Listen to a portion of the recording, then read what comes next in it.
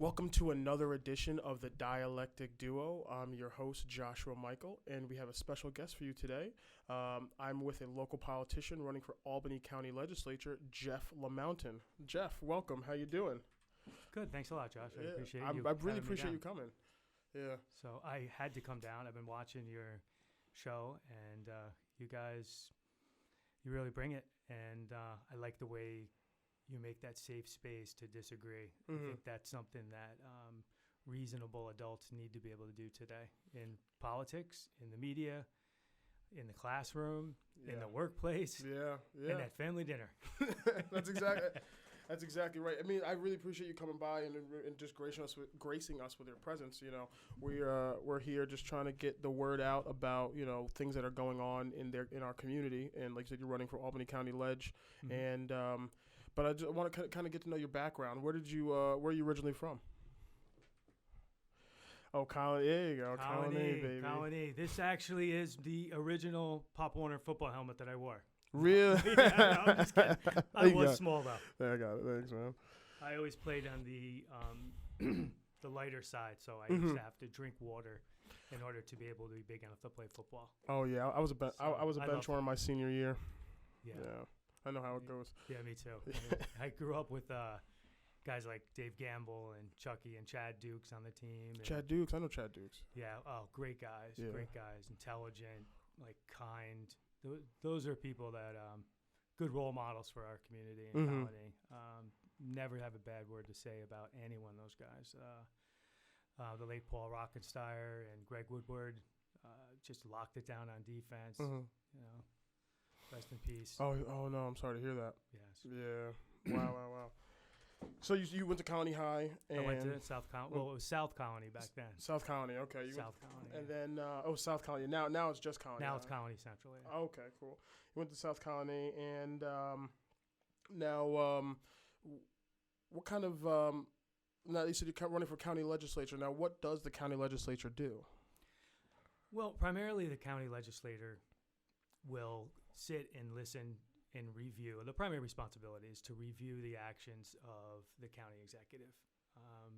And you're ratifying budgets and you're voting on proposals and laws. Most of the money is geared towards social services and programs of that nature. But they also have some roads. There are a few county roads in Colony. However, they're in charge of maintenance of those roads, plowing. Okay. Not a lot else. Sometimes if the town approves a new, let's just say this is a hot topic in Colony, but let's just say a new building project, the only thing the county can do is order the curb cut and ratify the proposal. But the development itself is decided by the town. Oh, okay. Yes. So would you say there's a bit of a struggle of power between the town and the county? No, the town has it. No, the town has it. So there's no. Okay, great.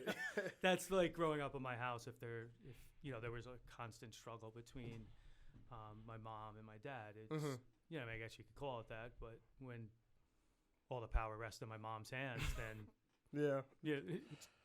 it's better. It's better categorized as it just is what it is.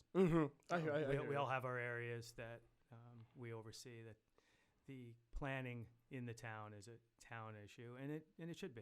Okay. Now, is this your first time running? Yes. This is your first time running? Yes. How does your family think about this? How do they feel about dealing with all the politics and the different schedule and all that stuff? Oh, they've been fantastic. My family though, they're just a really supportive family. They were like, we'll just put a few more plates out at dinner. Sunday dinners at my family's house has always been a tradition. My Nonu and Nani had the extended family out for years every Sunday for dinner. And we would drive out to Voorheesville because they moved to Voorheesville. And my cousins and I would play wiffle ball out front and get tired and come in and eat dinner. And my parents have done a great job keeping that tradition alive. That's good. We live in a duplex, so we have limited space, and we just bring out the folding tables, and you got to squeeze by when you go through the bathroom, and we have a dog that jumps on people that's not supposed to, we're just regular people. That's good. That's good. But they've been fantastic. Without them, it'd be impossible. Yeah. Well, that's great. Yeah, I love having a supportive family system. Like, my cousin Jared helps me out with the podcast, and it's really. You guys are related? Yeah, actually, you know what? We brought him up from North Carolina to try to get him some work up here, and then the podcast idea was my idea, and and he's been a real helpful with me just getting it off the ground and getting it going and stuff like that. So I mean, supportive family is so important when you're doing these ventures, and it's like if you don't have it, it's it's nearly impossible. I've got an Aunt Mary. She's my angel on my shoulder, and ever since I was little, she told a story when she was just a small girl with her father, and she kept going to one of the older aunts, and my Nonna was the youngest of many Italian immigrants that came to this country. And when she would go up to her aunt, she would say, "It's the blood calling the blood." And so I grew up with it's the blood calling the blood. That, your blood is always there. I think that's what really draws me to your show. I didn't know you guys were cousins, but I tell you, I mean, these are the same conversations I'll have with my cousin Jeffrey. Jeffrey really? And I will sit at the table and we'll play cards, and it'll just turn into these kind of political conversations, economic conversations, social justice, except you guys do it a lot better. Well, I really appreciate you saying that. We're trying our hardest. The thing is, to be honest with you, I grew up in Colony. I played sports my whole life. Went to college, was playing, just. Yeah, you were West Side. Yeah. I was I know. I'm an only child, so it kind of worked out. Okay. But it was just sports and all that stuff was my whole life. But then it wasn't until a few months ago, maybe 6 months ago, that all the national politics, hearing it at the office and all that stuff, it got me interested. It's like, well, all right, I'm grown. I need to understand what's going on. And as I learned more, I felt that I felt certain things went the right way. I realized I have a big opinion, and I needed a place to speak it, because at the job talking about this stuff isn't the best. Out of the bars, no one's really paying attention. You got to really have a place to come and let's hash it out. How do we get this, that, and the third done? But let's go back. Let's look at your platform. What kind of things would you bring to the county legislature that the previous one has not? My predecessor was a great guy. He's just got to a point where he decided that he had enough, and he has his children and his grandchildren, and I'd like to make an announcement here, and this is breaking news here for literally hundreds of people that are watching. Well, you got breaking news. I'm looking forward to it. What's going on? I'm going to be a grandfather in the next 2 weeks. Congratulations, man! Yes. That's awesome. I'm really happy for you. Wow. What when did you find out?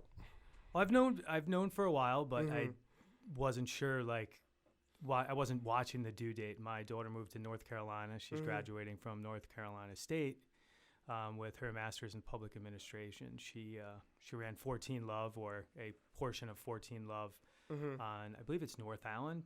15 Love. 15 Love. The 15 Love. The tennis. Of course, yeah. 15 I've Love. actually got family that work there too. Oh, amazing. It's my favorite charity. The people that do those services are doing the Lord's work. That's the kind of thing we need more of. Anyhow, she has been focusing on the school, and she thinks the baby might come a little bit early, so she'll be graduating and giving birth to my first grandchild, Karina Rita. She's her father, John Rita, is great Italian man in the mold of her father, except he's tall.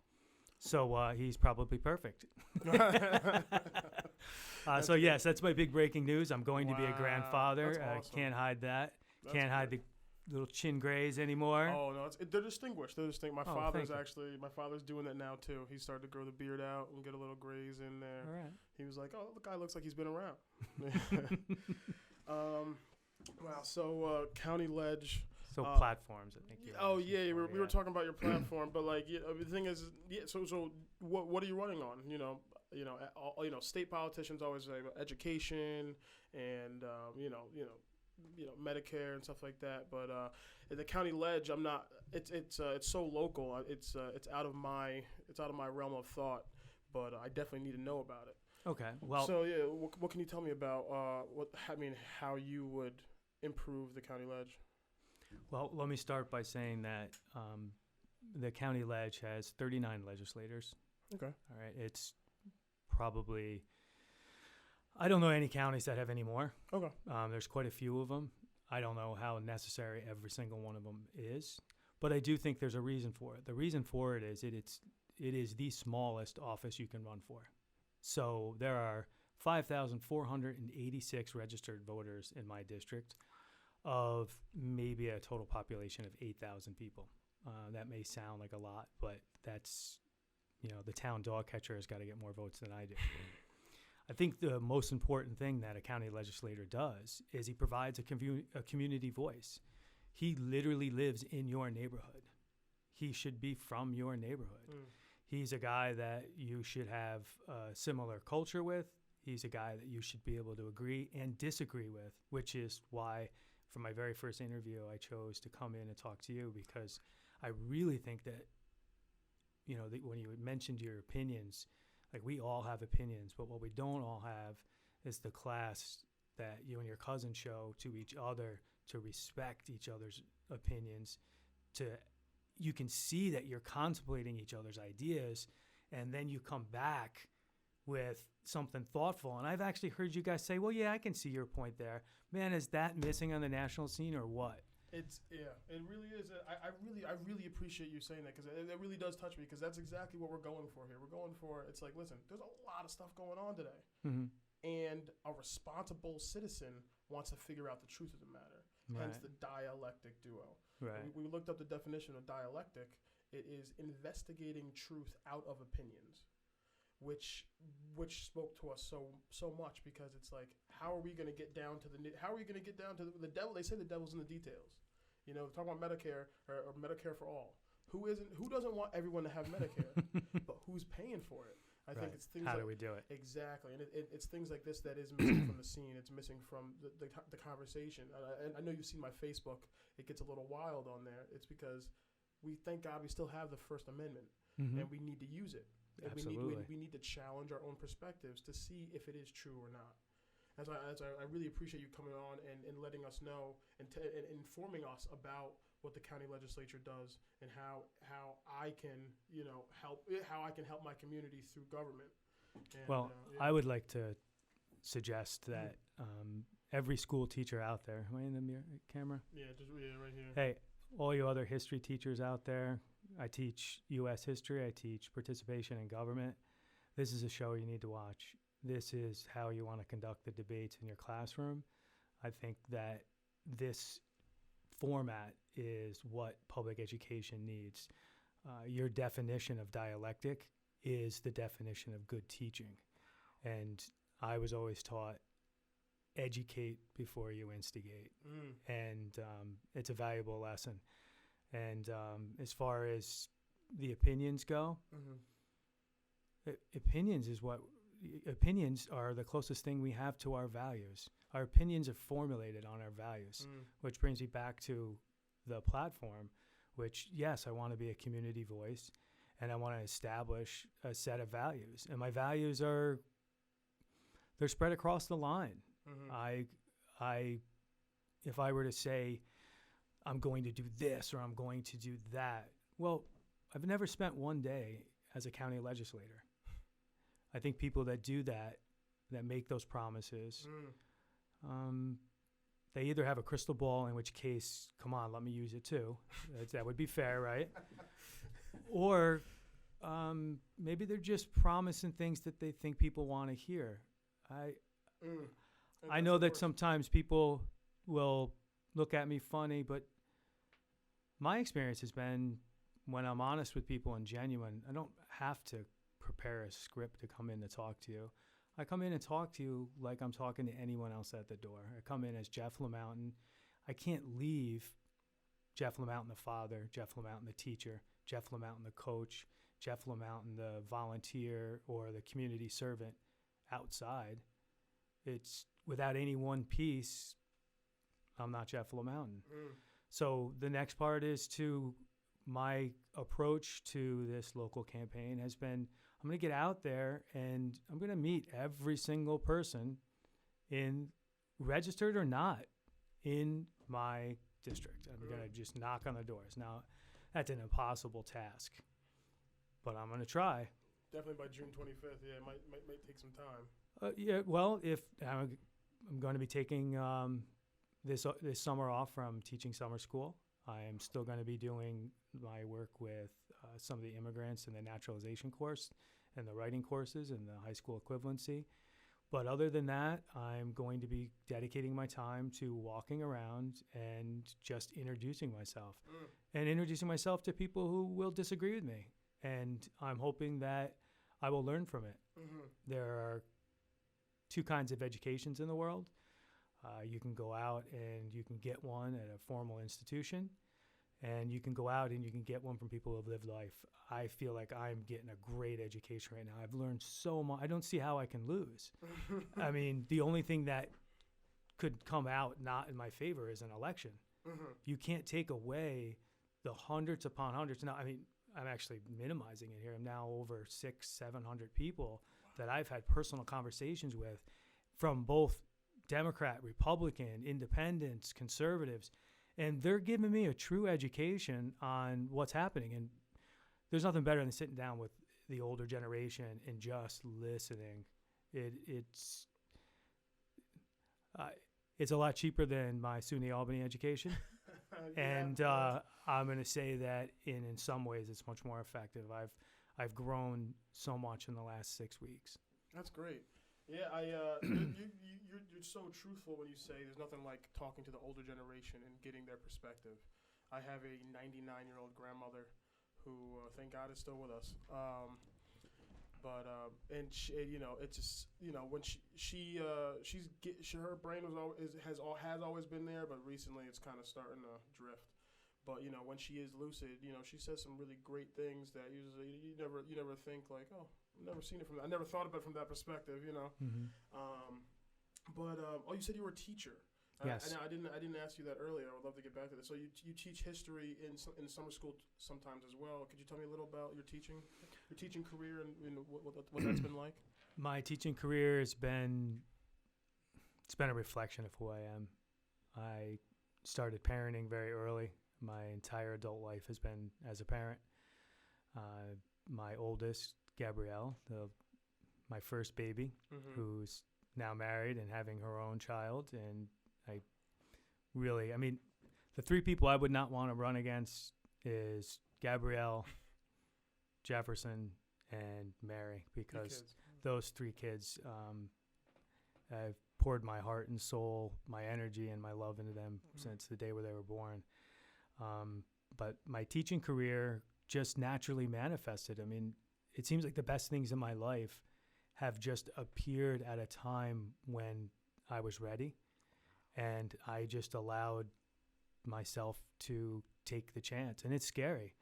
So I allowed myself to take the chance to be a teacher. Mm-hmm. My first chances to teach were by the very same teachers who used to say, Jefferson, you got to sit down. Jefferson, please be quiet. Jefferson, okay, put your hand down. We're going to call on someone else. I was an involved kid mm-hmm. and never disrespectful, okay. But I had things to say. I had an opinion. I had a joke. Sometimes I distracted. And boy, the teachers in Colony where I went to school, they were so supportive. And the ones that I thought would have been like, oh man, I drove that poor guy nuts. They were the ones that, my 7th grade English teacher, I became best friends with his sons, Patrick Longo. I mean, I was the only guy in 20 years of teaching that was asked to sit in the hallway because I was fooling around during his Halloween readings. And I'm sorry about that. And then it turns out that I became best friends with his sons, Pat and Tim. Wow. And the guy was nothing but nice to me. And Mr. Longo, he's been a good role model. Mr. Case, the very first person that decided when he was retiring he was going to take off Wednesdays, and so every Wednesday I got to teach for Mr. Case for quite a while. Okay. my third grade music teacher, I loved her, the sweetest woman in the world, Miss Halloran. She still keeps up on Facebook. I'm like, how does she have Facebook? Like, I got to ask her. I was like, how do you add a button? She's like, oh, you just do this. Like, I mean, she's just amazing. Like, the people that God's put in front of me have, they've really changed my life. I started off well prepared. So I got my first start doing subbing, and, you make mistakes when you're young. And I had people sit down and say, okay, listen, you're not a high school kid. This isn't your school anymore. You're now a substitute teacher. Now you're starting at the bottom. You get it.